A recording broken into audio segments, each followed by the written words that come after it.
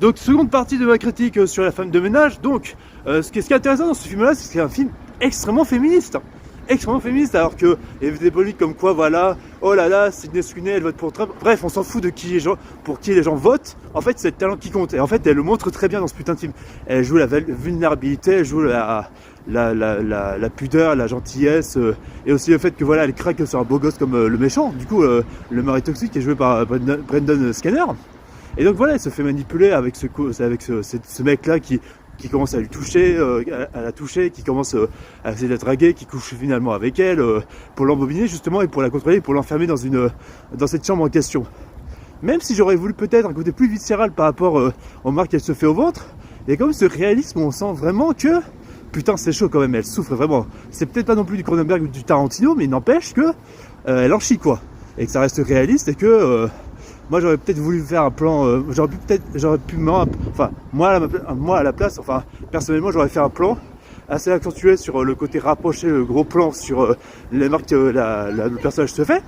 Mais voilà, hormis ça, le film où vraiment, le film est assez réaliste, le film est brutal en termes de violence, surtout quand Brendan Scanner se fait planter par la gorge, se fait planter, se tombe des escaliers et se fracasse la tête, tout ça.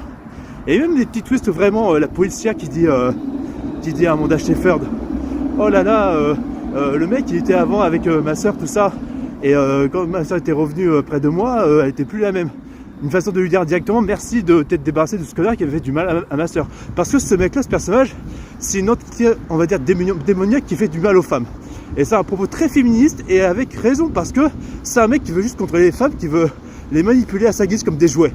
Et forcément, les meufs en question, elles sont dépitées, parfois elles n'ont pas le choix parce qu'elles ont des enfants, ou parce que voilà, elles sont à la rue. Et justement, quand les deux s'allient, Millie avec sa patronne, ce n'est que plus beau justement, et plus féministe, et plus respectable des femmes, pour en faire des personnages forts et féminins forts, avec une vraie personnalité, avec de la répartie, avec de la gentillesse, avec de l'humanité. Vraiment quoi.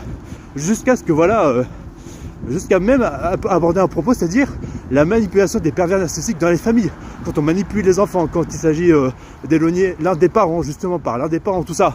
C'est très, ça fait tellement un sujet d'actualité vraiment, où vraiment, voilà, c'est très abouti par rapport à la psychologie de ce qui ne va pas de notre société, où les gens ne se parlent plus, ne se respectent plus, et en fait vraiment n'ont plus aucune éthique en termes de respect humain, par rapport au rapport humain, par rapport au respect mutuel, par rapport à la dignité, par rapport à l'éthique qu'on peut avoir en termes de comportement.